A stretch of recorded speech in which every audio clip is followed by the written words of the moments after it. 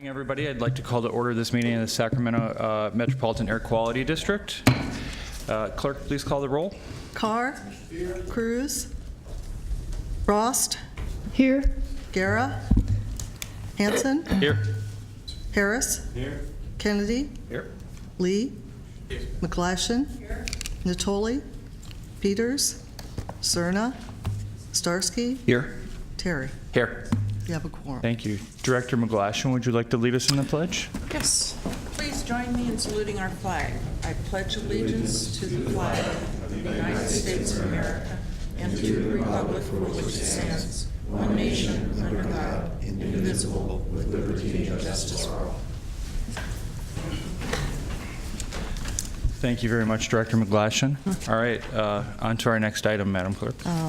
I'm going to read the statement. This meeting of the Sacramento Metropolitan Air Quality Management District is cablecast live without interruption on Metro Cable 14, the local government affairs channel on Comcast, Consolidated Communications, and AT&T Uverse. This meeting is being closed captioned and will be webcast at www.sacmetrocable.tv. Today's meeting will be repeated on Saturday, September 26th at 12 noon on Channel 14. Members of the audience wishing to address the board should fill out a speaker identification form located in the back and give it to the clerk. Please speak into the microphone when addressing the board and state your name for the record. Also at this time, please silence your cell phones until the conclusion of today's meeting. And the first item is Air Pollution Control Officer's report. Larry Green will get it. Good morning. I have several things to cover today. The first is I would like to tell the board we had a wonderful workshop yesterday on biking in the Sacramento region. It was attended by over 140 people. We had tremendous widespread attendance from all kinds of folks in the region, a lot of planners, elected officials, staff, and it is the group of people who will advance biking across the region over time. We did have a small portion of that meeting dedicated to bike share, but we wanted to ensure that people understood that our bike share system that we're planning for Sacramento, West Sacramento, and Davis is the first phase of a project, and that project needs to necessarily fall on top of biking in the Sacramento region as a mode of transport. And it's not just about that bike share system, that is a piece of a puzzle. And as part of that, we need to deal with issues such as safety, such as infrastructure, and that impacts not only a bike share system, but all the other people who bike for various reasons in the region. And we wanted to ensure that we had good knowledge in all of the cities that weren't initially getting a bike share rollout in the spring of 2017, that they knew that this is all about them too, that it's about connectivity there, and it's about at some time expanding bike share as a part of their biking in their city in the future to Folsom, to Rancho Cordova, to other locations around. So I think it was very successful. We got that message across, and I don't know if anybody would like to say anything about the meeting, but I think it was an excellent meeting. You were there at the first panel. Dave Sander, Mayor Cabald, and myself served on a panel, and it was a wonderful discussion. I thought it was very frank, too, about priorities, and the local government commission did a great job. Mr. Guerra came last night to our dinner. Mr. Harris was at the workshop in the morning. I don't know if he was able to stay, but there was a great turnout from folks, and so I thought it was very successful, and people seemed energized but also realistic afterwards. Thank you, Larry. For a second thing, I'd like to welcome Stephen Dandria. Stephen, you want to wave? Stephen is our new statistician. He was initially from Kelowna, British Columbia, Canada, attended the University of British Columbia to earn a bachelor's degree in physics. He then moved to Halifax, Nova Scotia, and obtained a diploma in meteorology and master's of science in atmospheric science. He then studied atmospheric science at Colorado State University at Fort Collins before moving to Sacramento to join our district. So he comes with an excellent background. It was a really intense competition. He was the #1 candidate, and we're really excited about having him here. We need somebody like him to really take this, to do the statistical work for our meteorology coming from all of our monitoring stations, but also to do work supporting our rural development, and also to interpret for us in ways that put the nice graphs together and other things, the information from all of our attainment, for PM and ozone and things such as that. So we welcome him here and are looking forward to a great working relationship with him. So welcome, Stephen. By the way, he's a great golfer too, but that's not part of the requirements for the job. But we did come out for our latest golfing event with the district staff, and it was fun to see him out there, see somebody who really sort of knows what they're doing out on the golf course. That's not necessarily that I do. And the last thing I have is a celebration and sort of to say goodbye to someone who has been an instrumental part of the district for many years, my whole time here at the district. Mike Sankovich is retiring, and those of you who have been on the board know that Mike, as our comptroller, has been just a stalwart person, a person who's helped us figure out how we dealt with finances when we were looking out a few months and seeing we were out of stationary source funds.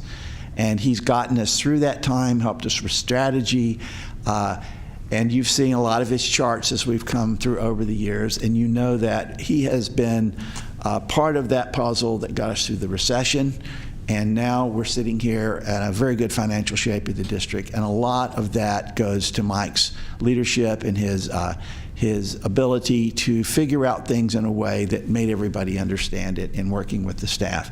And I have to also say that it was really fun. We have audits every year. And it's really fun to go to one of those meetings where the auditing firm is there and Mike is giving them instruction on how to do an audit. I mean, he has that kind of demeanor that as our comptroller, he can go into the audit team and be respected by them and have a nice interaction with them. So that just shows what kind of a person that he is. So as his final parting thing, I wanted to say that we again have received a Certificate of Achievement for Excellence in Financial Reporting for the fiscal year ending June 30th, 2014.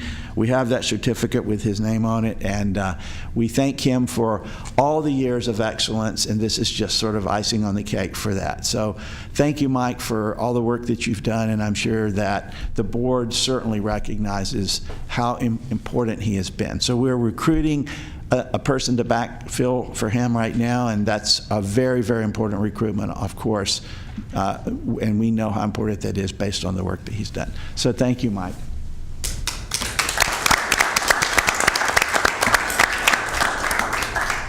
He did not want to do any kind of public accolades, but I told him I was absolutely refusing that request. So that's everything that I have. Great. Thank you, Larry. Madam Clerk, next item. I just want to make an announcement that there will be no closed session at today's meeting. And on to the next items, the consent calendar, items 4 through 7. All right, I don't see anybody. I'll move consent. All right. Second. All in favor? Aye. Opposed, abstain? All right, consent calendar passed. Next item. All right. Next item is item number 8, receive an update on the Near Road air quality monitoring site. All right. Janice is going to do the presentation here. However, I would like to say something first. This has been a journey. Many things outside of Janice's control, dealing with Caltrans, dealing with contractors, dealing with contaminated earth. Many things have come up during this process, and we have persevered through this, and she will give you the story and all of the final results. But it's been a team effort, too. The air monitoring staff, the administrative staff, helping to put together contracts, Kathy's work on all of the work, and Veronica on contracts. And we've worked with the River District, with Caltrans, with the City of Sacramento, with the city planners, Public Works, CARB, and EPA Region 9. All of those people had a part of this effort. So you'll see that through this, but I wanted to say that we're really, really happy. And if you want to come down and see this fantastic site, maybe we can schedule that for some of the board members if you want to. Okay. Good morning, Chair Hansen and members of the board. My name is Janice Slam Snyder, and I'm the program coordinator for the air monitoring program for the district. Like Larry said, we are so excited to be here today to give you our latest update on the construction and installation of our newest air monitoring site called Burkett Drive.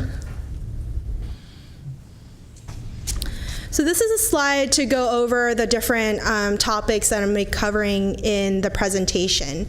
I'm going to talk a little bit about why we installed the new site. I have a couple of interesting facts about Burkett that I'd like to share. We're going to talk about where it's located, who the project team was, and the different agencies that collaborated really to make this project successful.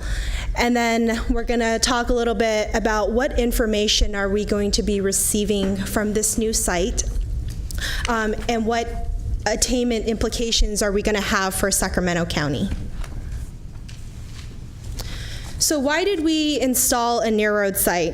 There's been many health studies evidence that suggests that a majority of the exposures are linked to mobile sources. A children's health study has found that children who are living under freeway or living near freeways have higher asthma rates and a decreased lung function. We also know that fine particulates are associated with things like premature deaths, heart attacks, and links to cancer and infant mortality. So EPA, as part of their most recent review of their health standards, required monitoring of these traffic-related pollutants in large cities. So urban areas across the nation with 500,000 or more people were required to put in one of these monitors. The required monitor pollutants are nitrogen dioxide, carbon monoxide, and fine particulates. Next slide. So I have a few fun facts about the Burkett Air Monitoring Site. First is that this is the first Sacramento news site since 1997. The last station that we put in was our Slough House station, which was primarily to measure ozone. Burkett is one of 52 nationwide new near roadway air monitoring stations. And from our analysis, we think that this is likely to have the highest near roadway pollution levels in Sacramento. We hope to have the station operational by mid-October. And during the initial startup, we're going to be measuring NO2, CO, black carbon, and other meteorological measurements such as wind speed, wind direction, temperature, and humidity. So where is this site located? Well, it's along I-5 between I Street and Richards Boulevard. So it's that star that I have on the picture. The water treatment plant is across the street. were in the River District near the entrance of the city rail yard development project. So because of where it was located, we had to work with lots of different agencies to carefully design the aesthetics of how the site looked like, and in addition to obtaining the necessary permits to put in an air monitoring station there.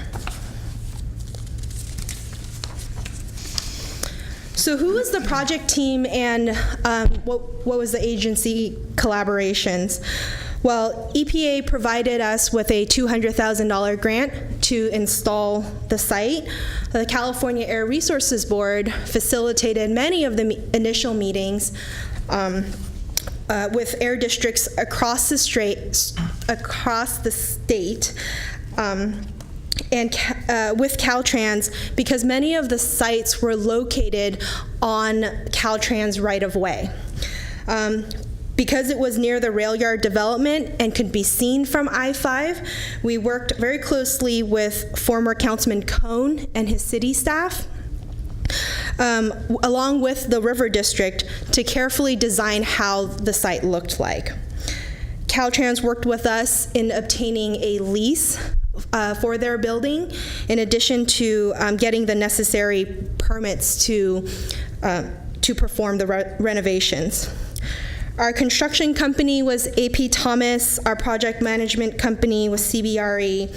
Our architect was Bruce Ottolini. I don't have his logo up there, unfortunately. And Enercon was the one who performed our environmental assessments to fulfill our Caltrans lease. Last but not least, I'd like to reiterate what Larry had mentioned, is that we'd really like to recognize our air monitoring staff and admin staff, in addition to our district council, Kathy, for going really into an uncharted territory for the district. This is the first air monitoring station that we had to construct, and it was a very detailed process. I think the staff learned a lot more about construction than we thought, than we had anticipated as air quality professionals. So this is a picture of the old Caltrans building. This is a view from Burkett, looking out towards the freeway. And this is our newly designed building. You can see that there's been lots of enhancements to the building itself. We rebuilt the roof, we painted the buildings, and incorporated a design that was consistent with our district's logo. Is that roof deck available for event?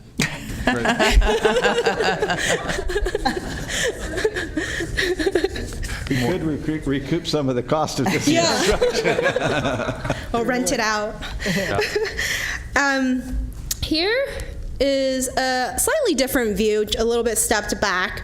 You can see that we put in a brand new fence line surrounding the site.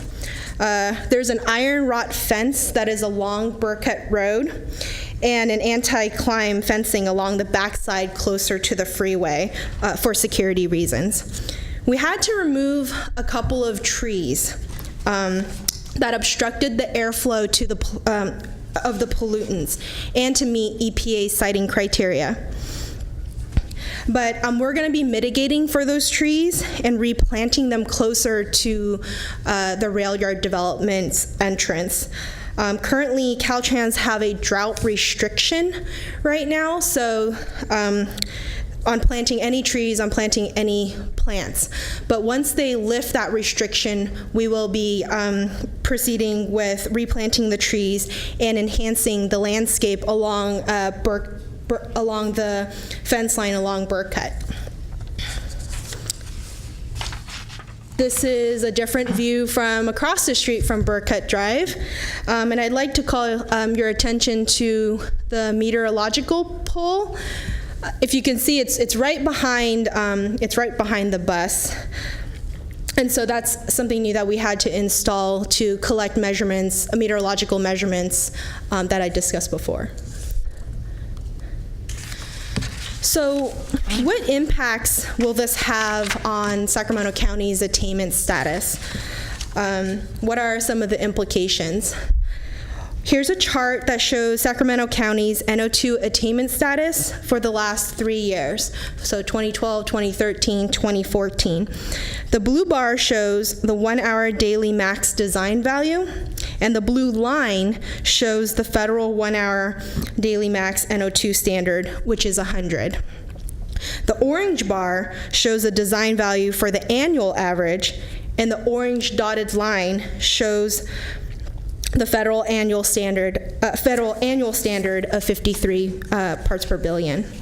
So we do expect to see an increase of in NO2 concentrations at near roadway monitors versus area-wide monitors. But as you can see from the chart, Sacramento has a very wide margin from the federal standards. Available preliminary data from the near road monitoring sites across the nation has shown no exceedance of the annual or 1 hour federal standards. So what are the next steps for near road? We're going to be installing and collecting fine particulates starting winter of 2016. And EPA is going to be doing a more in-depth analysis of the data that's collected from the near road monitoring stations. And they're going to be utilizing that information for their National Ambient Air Quality Standards review. So that's all I had for my presentation. I'd like to reiterate what Larry said. I'd like to invite any of the board members that are interested in visiting the site to contact me or Nancy or Larry, and we'd be happy to arrange that. Thank you very much. I don't see anybody wishing to speak, so Madam Clerk, please call the next item. Next item is item number 9, receive a presentation on I have a many question. areas. Oh, sorry, Mr. Carr has a question. Did you happen to bring the chart of the area monitors stations and this is the first near roadway one? My question is, where are they installed throughout Sacramento? And which ones are installed on Highway 99 or I-5 south of 50? So, so the question is whether where are the other Do we have area-wide monitors in monitors? South Sacramento? Oh, I have a chart here.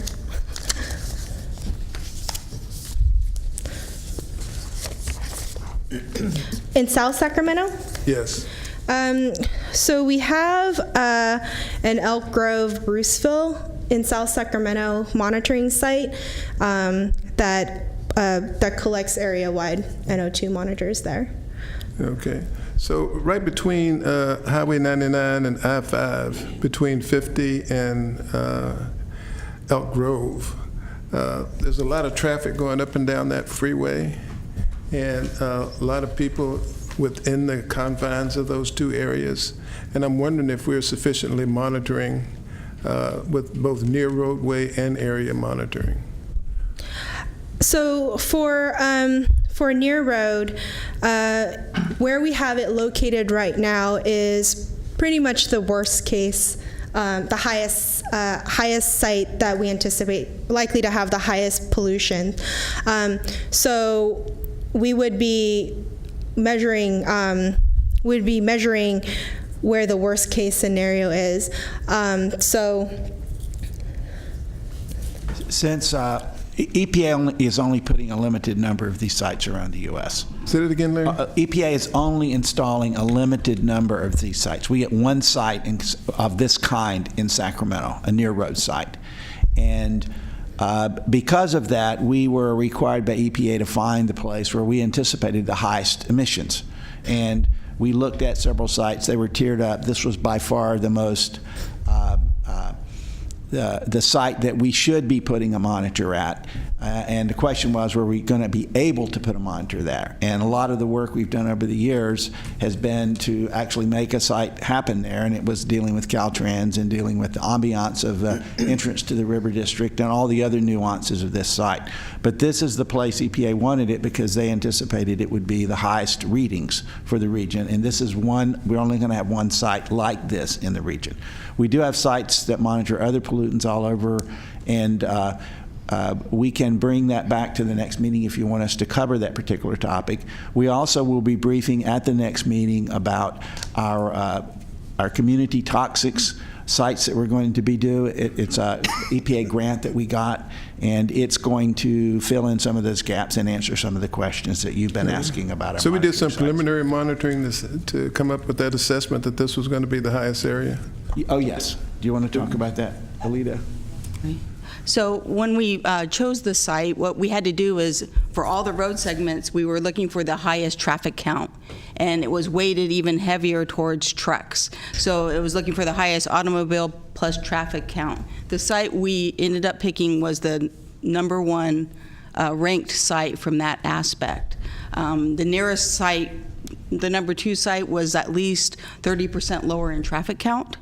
So we really do think we have, probably for our area, and we might be the only one in the nation that has actually been able to put the site at the top traffic count.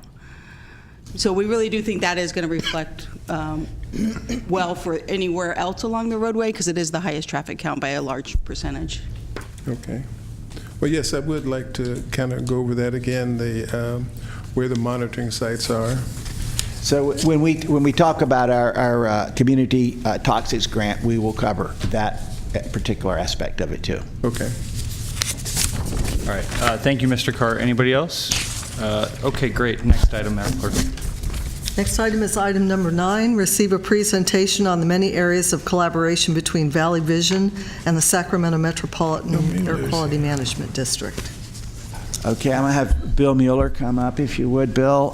Bill is the Executive Director of the Valley Vision. He is, as the Chief Executive Officer there, he has been a stalwart supporter of the Air District. You're going to hear the many areas of collaboration we have with Valley Vision. Over the year, what we want to do is talk to the board about the collaborations we have with other agencies. As you well know, as one agency, we can do our job that we can do in our footprint. But if we really want to expand that, particularly since we're talking about vehicular pollution, VMT, many other things impact air quality, if we want to speak in those areas, we have to have collaborations with a lot of other organizations. And Valley Vision is one of the key collaborations we have, and you will see just how much we work with them and how important they are to the work that we do at the Air District. So, Bill? Thank you, Larry. Mr. Chair, members of the board, good morning. Thank you for having us. I have the honor of serving as Valley Vision's Chief Executive. I've held that role for the last 8 years. I've been with the organization for 10 years. Previous to that, I'd worked for local elected officials, worked for the Sacramento Metro Chamber, and also worked for Intel for a number of years. And all of that has proved immensely helpful in doing the job that I have the honor of holding today. And I do want to take a moment before I begin to say what a joy it is to work with Larry Green and the Sacramento Metro Air District and their staff. They're consummate professionals. Larry is an incredible leader, not only balancing the importance of environment and public health, but also the needs for job creation and investment, and he is very singular in that capacity, and I just want to, again, sort of recognize him for that. So I've been asked to give a brief presentation not only about our organization, but also a little bit about the work that we do very closely with the district. And I believe I can do so in about 8 to 10 minutes, and I am hopeful that you'll ask me questions along the way. So with that, so a little bit about Valley Vision. We too are under construction. So Valley Vision currently currently is very active in the Capital Region, what we call the Capital Region. Our headquarters are at 24th and Broadway in downtown Sacramento. We are a collective impact organization, a leadership organization that essentially works with public and private sector leaders and focuses on what my former employer Intel called the triple bottom line: economic, community, and environmental considerations. We've been doing that. We're now in our 21st year. So our unique capabilities, sort of how we distinguish ourselves in the region, we believe that we do three things exceedingly well. One is that we are a think tank. So we deliver independent, unbiased research. We're hired by the nonprofit health systems to do their community health needs assessment. We're hired by workforce development agencies, public agencies, state agencies, and others to do that work. We work very collaboratively with our universities and other research providers in the region. We believe that's critically important to use evidence when making decisions. Second, we recruit, manage, and drive multi-stakeholder initiatives. The Cleaner Air Partnership is Exhibit A, but Valley Vision currently has over 20 different initiatives that our team of 24 staff and consultants work on every day. So that takes a particular style of leadership, which is really servant leadership. We work very closely with the public and private sector leaders. We believe that they are charged with doing the leading, and we supporting them in a way that can help them achieve their goals. And then last, we have access to a powerful set of leaders in our region. So it starts with our board of directors. You'll see later in the presentation we have publishers, chancellors, presidents, CEOs, executive directors from across the six-county area who are taking time out of their busy day to be our guidance, to be our thought leaders, and to help us sort of position for those critical topics that deserve collaboration and joint action.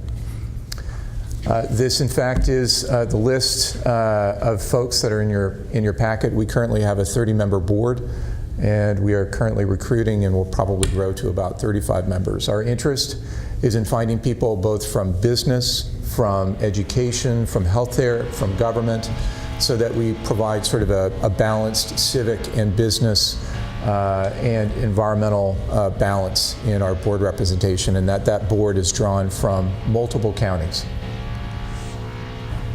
Valley Vision, while we behave and are set up to drive collective impact sort of activities, how we focus that activity is through the triple bottom line. So we're an organization that works with the Sacramento Metro Chamber, Greater Sacramento, our minority chambers, and others, but we're not an economic development organization.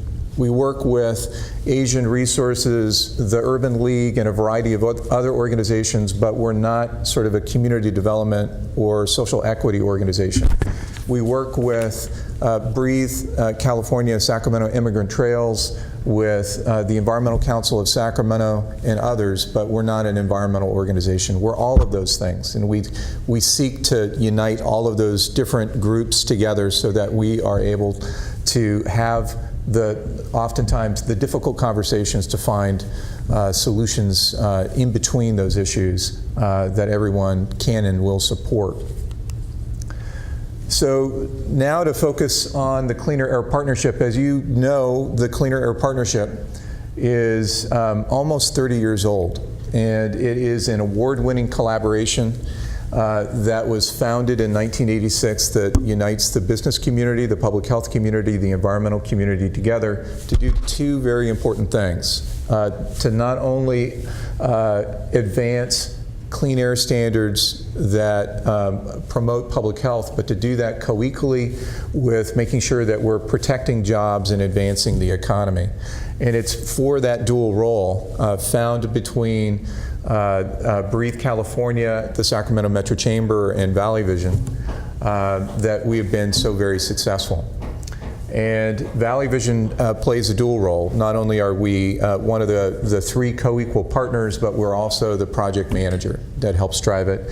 And joining me today is Tammy Cronin, who is with me, the co-manager of the Clean Air Partnership. And I also wanted to call out the executive director of Breathe, Corey Titus, who's joined us. So you might wonder what the role of a backbone organization is, and that is what underlies the collective impact sort of approach that we take. It is working with leaders to create a shared vision, brokering multi-party agreements and setting deadlines, building that capacity for change, and also making sure that we're measuring success. Because at the end of the day, if we don't know we're actually setting goals and setting metrics to know that whether we're making progress, we're probably not making progress at all. And we're a very results-oriented organization.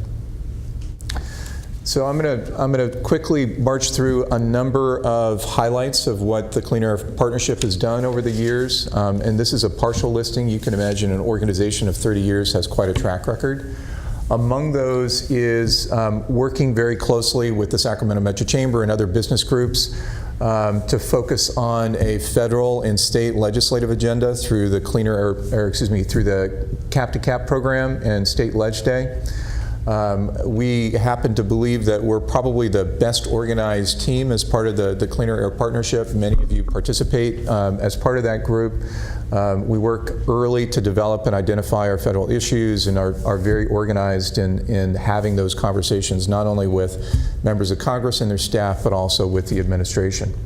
We played a significant advocacy role in making sure that the Sacramento region has a voice on the California Air Resources Board. We work very closely with Larry and his team and now have a voice that we lacked before on that very important public body. And as you know, County Supervisor Phil Cerna is our designee on that board.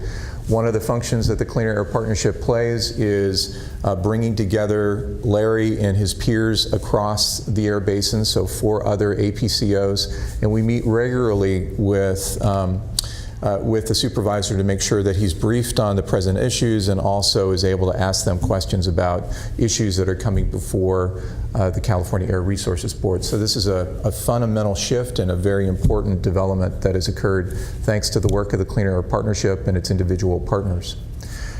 We also have made great strides in working with business and industry in order to advance policies that not only clean the air but improve jobs. I'll speak about 1 or 2 of those a little bit later.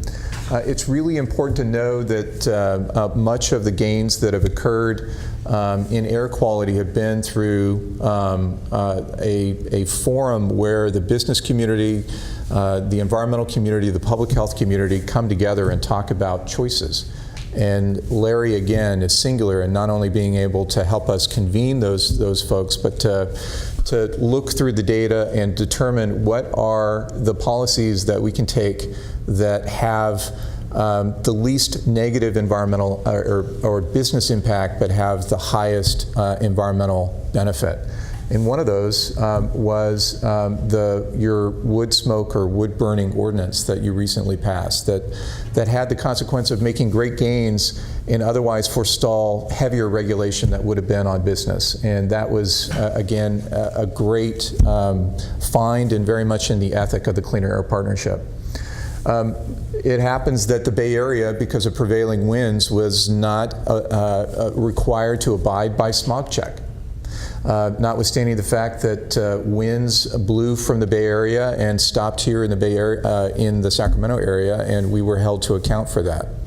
So the Clean Air Partnership marshaled an effort, worked with our U.S. senators, our members of Congress, and local lawmakers to be able to change that. That was a significant change in helping us meet our air pollution budget in this region.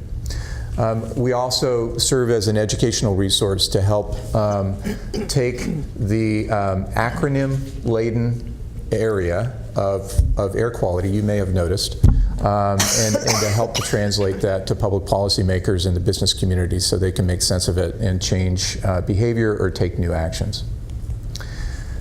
One of the new initiatives that we have taken on is the Business Resiliency Initiative, which many of you may be familiar with. There are 67,500 small businesses. 9 out of every 10 businesses in the Sacramento region have 20 or fewer employees. They have a very difficult time when disaster strikes in sustaining themselves. In fact, we know that if a small business keeps their doors closed for 5 or more days, they're 70% likely to never open their doors again. So having a business continuity plan is fundamentally important, and it represents about half of all of the annual economic activity in our region, or about $50 billion a year out of our $100 billion a year regional economy. Keeping small business healthy and their doors open is critically important. So through the Business Resiliency Initiative, we are helping small businesses understand through a toolkit the steps they can take to serve their employees, make sure that they have backup for their servers, and a variety of other things. Why is that important? Well, it happens that this particular region not only has a severe drought, but also has a prevalence of flooding that distinguishes us. We're also seeing, of course, catastrophic wildfires.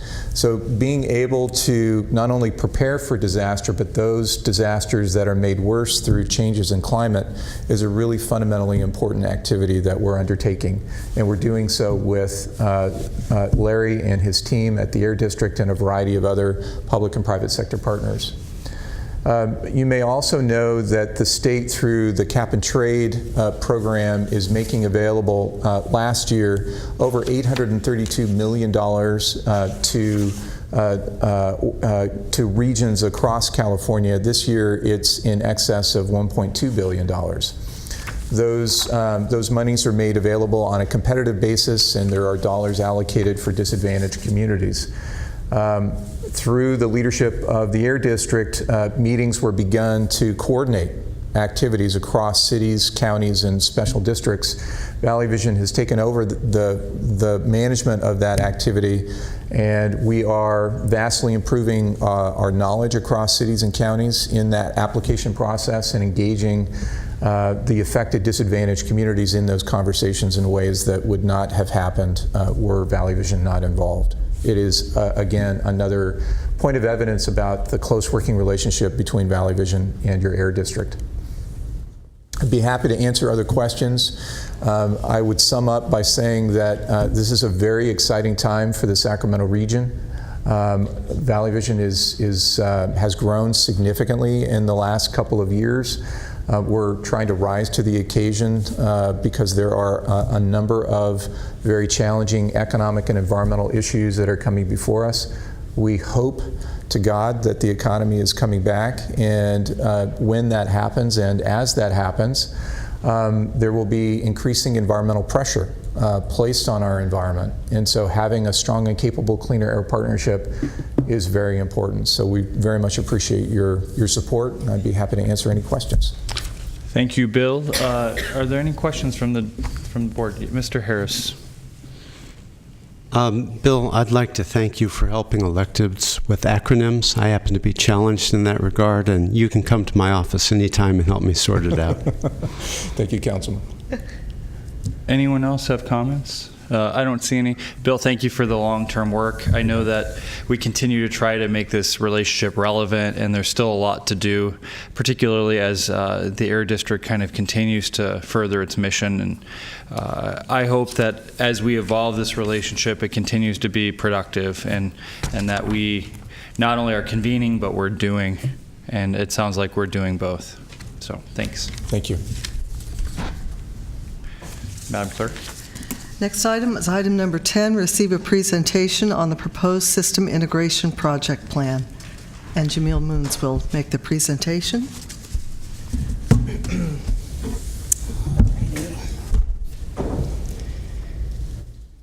Okay. Good morning, Chair Hansen and board members.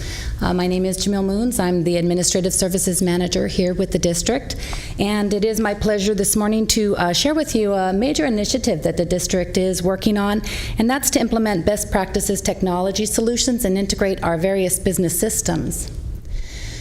So today's presentation, I'm going to talk a little bit about an assessment we did. The staff, we had some assumptions about that, but we wanted to make sure that we brought in some professionals to help us take a global look at this and a comprehensive approach. I'll talk about that and some of their conclusions. What are some current issues we have given our current systems? And then I'll share what we are proposing as the solution to this, what the financial implications of those solutions are, what we are forecasting as our timelines for these various projects, and then what are the next steps on this particular project. Regarding the assessment, staff has over the years done a lot of work in identifying the different systems we have, different business processes, and had some ideas about how we can move forward and where there was opportunity to automate and get some efficiencies. And so we really wanted to make sure that we understood that, we could get our assumptions validated, but also had some input from some professionals. So we retained two consulting firms. Kiefer specializes and is a Microsoft specialist. So we wanted to get somebody who had a lot of knowledge about Microsoft because we are essentially a Microsoft shop.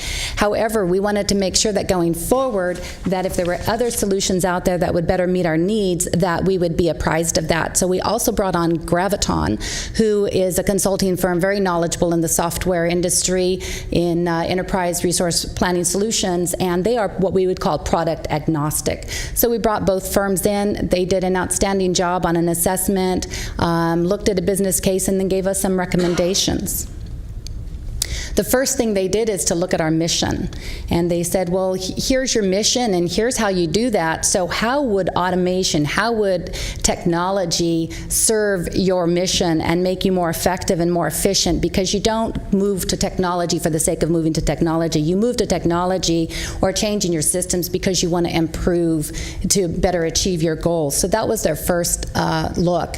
And they came back and said, yeah, our conclusion is you absolutely have a business case that by moving forward with automating and improving some of your business processes, that you definitely have some opportunity to improve, both in the areas of productivity and communication, being able to redirect your resources to developing some of the innovative programs that you just heard about from Valley Vision.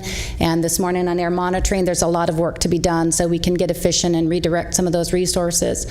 Also, our communication with the public, very, very key to our business, obviously, and our goal. And our current website is not the best avenue for doing that, so I'll talk a little bit more about that through the presentation. But we have some ability to expand social media and our other communication tools like our website.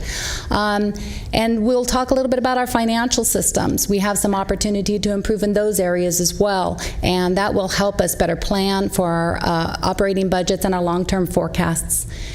Finally, we do have a lot of staff out in the field. One, we want to be able to retain and attract that staff and give them, make sure they're working with the most current technologies, but also that they can work out in the field and they can work remotely and work with mobile applications. So all the technology that's available, we can incorporate to allow for that. So hitting kind of high level on some of our current issues, we have some business processes. While they work, we are functioning, obviously, and staff works very hard and does a very good job. We are a few generations behind when it comes to technology, and there are several solutions out there that can provide more effective tools for us. We are also losing a lot of experienced staff to retirement. You heard Mike Sinkovich leaving this today, his departure's coming soon, and we have a lot of other staff, and one of the things we want to do is make sure we're resilient and we incorporate much of those policies and procedures into our systems so that we're not quite as reliant just on the knowledge of the individuals. We have a lot of manual business processes that are very paper intensive. I'll touch on those through the presentation.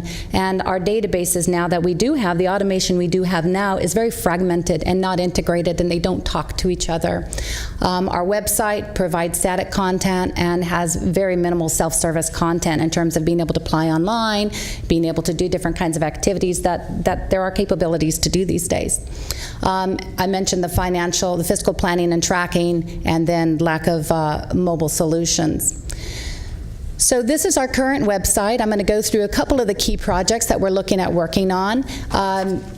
It's fine, but it's not great. And it really isn't flexible. It's hard to update. It's hard to keep current. It's not very user-friendly and navigationable. So we're looking at that as a project. Here's a glance at our databases. I don't expect you to read all the fine print. It's more just a visual for you to see.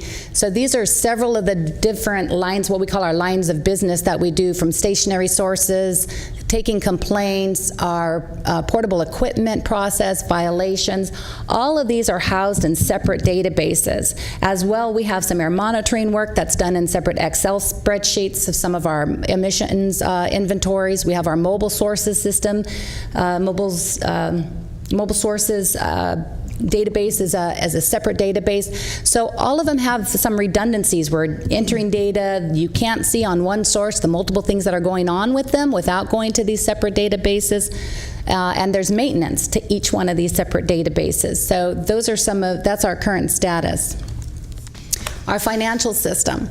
We have an automated system that we keep our general ledger on and we pay our bills on, and that's the extent of the automated nature. The rest of it is maintained, grant tracking, procurement, POs is all on Excel spreadsheets done outside of an automated system, and I'll give you some visuals of that in a minute. Here is our receivable system. These are different functions that happen, whether it's billing or our budget forecasting. Where you can see the red lines, those are all manual processes that we're flowing through, and the blue lines are the automated ones. So you can see there's a lot of opportunity for improvement. All those functionalities are available in standard financial software packages. We just don't want to have one implemented where we are taking advantage of all of those modules. Here's the receivables functions in our operation. Again, you can see the different types of receivables. We're doing all of these, we're just doing them in a manual nature. It's hard to report on them, it's hard to integrate, it's hard to do forecasting, all of that because it's very manual intensive on spreadsheets.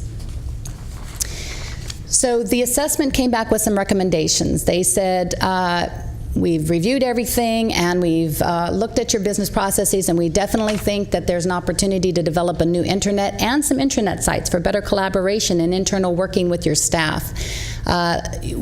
Definitely consolidate your databases into a single centralized database where it will eliminate a lot of the redundancy and allow you to see the full picture of the body of work that you're doing, and put workflow through that so it's automated and there's lots of efficiencies there. Implement an enterprise financial system, which is to say an automated web-based system. And integrate those line of business database with your financial system, and improve your document management and control standards. So all of our documents are in one place, one repository for recall, for viewing, for version control, for records retention, all that good stuff. And then embed all of that with the workflows. So here's the proposed solution. Hopefully I can walk through the graphic of it a little bit. What it looks like is that we will end up with 3 databases. One for our lines of business, all consolidated, one for our financial system, and one for SharePoint. SharePoint is a platform, it's a server, it's a platform that you build out on. So we would build our website out on SharePoint, we would build our collaboration and our document management out on SharePoint. Jamil, yes. we have a quick question from Absolutely. Director Starsky. Are you going to propose, I did the similar thing for my company, and we used an ERP system. Are you proposing an ERP system as a platform? And if so, what have you looked at? Great question. Yes, we are looking at an ERP system. We are, the consultants looked at a few on the financial side and have given us some that they think for our size in business and what our needs are that we can look at. We also have had some demos from some different companies. We're looking at 2 systems, 2 ERPs, one for the lines of business. There's a product out there that we're very interested in. There's another air district that's in development with that product. They've done some demos. We've had that company come in and do a demo. And so we're looking around. However, what our intent is to do is to go out with an RFP. Okay, that was my question. You're going to try to narrow, so are you looking at SAP, or are you looking at some of those their competitors? SAP is rather large for It's our a size little bit industry, big and it's for us. rather expensive. So Yeah. we have some other solutions that we believe can absolutely meet our needs, but are 1/10 the price, 1/10, you know. Yeah, So but they don't require 3 databases. That's kind of the beauty of some of the ERPs is you're going to actually have to have what is in effect 3, whereas some of those, I know SAP is too big for what we're doing here, but Right. there are quite a few other competitors out there that can limit and have all your databases tie together, including looked like the county uses SAP, and so if you could tie into their SAP system if they had it, depending on which one of these how they integrate, which one you select depends on how they integrate and talk to each other, but Yeah, Okay, and so- SharePoint has, and I'd be happy to come back and maybe do an off-agenda report even to you on some more information about that. SharePoint has some very distinct functionality that most ERP solutions don't offer. Most ERP solutions integrate. SharePoint is a presentation tool almost, and a way to work it, a way to put your website out, a way to have collaboration intranet sites that most ERP solutions don't provide. So we did work with that. The consultants have done the analysis and said, we think that this is the way that it could be built that would work best given the functionality and your size. And I'd be happy to even do a briefing with anybody who's interested on more of the details of what research we've done. okay, I've been through this nightmare, so I'm happy to give you input on it because it is a nightmare Yes. when you do these transitions. And I'm in the middle of one with SAP right now, so it's just has a major impact on your business or your organization. But, I but it's might- important to be done. Yep. I might say that we anticipated doing this a number of years ago. 2 things prevented us from doing it. One was the finances. We did not want to start this until we were sure we could afford it clearly and it wasn't going to impact our business. And you'll see later that we think we're in that position. Second was recession. We would have probably come through this 5, 6, 7 years ago if not for the recession. So we've got back to the point where we're solidly in place. And frankly, having Jamil on board, who has gone through this and has the experience of going through it at the city, is a hugely valuable resource because she's bringing in experience from doing this. And some of the things she talks about going through this, I would have to go back to school and understand myself. So I agree. And I would say the only thing is be sure you add more to your budget than you expect. Because you're going from a very largely from what looks like a very largely paper system. It blew my budget to pieces when I finished it. So it's just, there's things you just can't expect you will come up against, and these guys do a very good job of making sure they design your system in ways that only they know how to do. So but they're very expensive, and it usually blows your budget to pieces. Well, Just be prepared. Yes, I appreciate your comments and look forward to further conversations because the experience is very helpful. Yeah. Look forward to that. Thank you. Thank you. So so sort of the vision here is that, let's see if I can, this is probably not a pointing, but